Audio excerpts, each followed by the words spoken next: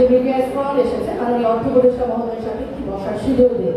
তো এই বিষয়ে আপনাদের কাছে যদি কোনো ব্রিফিং থেকে থাকে যে মিডিয়ার কাছে তারা ব্রিফিং দিয়ে পুরো প্রক্রিয়াটা জানালো, কারণ আমরা এখনো পর্যন্ত আনঅফিসিয়ালি শুনেছি যে অনেকেই বসবেন, বাট অফিসিয়ালি কোনো করেসপন্ডেন্স আমরা পাইনি, সেই জন্য আমরাও কনফিউজ যে অর্থ উপদেষ্টা মহোদয়ের সাথে আরো কেউ আছে কিনা, একাধিকের সমন্বয়ের টিমটা হয়েছে কিনা, এবং সেটি মাননীয় প্রধান উপদেষ্টা মহোদয়ের নির্দেশ করে কিনা, এই জিনিসটা সুস্পষ্টভাবে যদি ঘোষণায় এসে যায় তাহলে অবশ্যই আমরা সকলেই এই ঐক্য পরিষদের সবাই আবারও কমন ফোরামে বসে আমরা সবাই মিলে সিদ্ধান্ত নিয়ে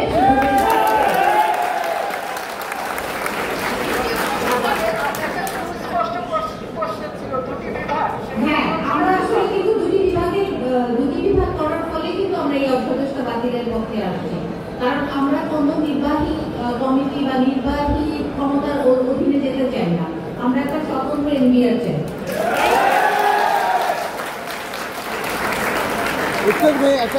একটা প্রশ্ন হচ্ছে আপনার, হ্যালো, একটা প্রশ্ন, আপনারা বলছেন যে অধ্যাদেশ বাতিলের জন্য আন্দোলন, এখন যদি ওইখান থেকে ইনভাইটেশন আসে যে অধ্যাদেশ যেটা আছে ওইটা সংশোধন বিয়োজনের প্রেক্ষিতে আন্দোলন, মানে কোনো আলোচনা হতে পারবে নাকি বাতিল করার পরে আলোচনা করতে চান?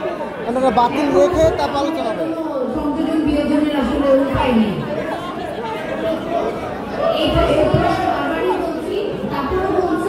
যে আসলে এটা আমরা কোনো সংশোধন বা সংযোজন পরিমার জন্য কোনো উপায় এখন সরাসরি বাতিল তারপরে আলোচনা।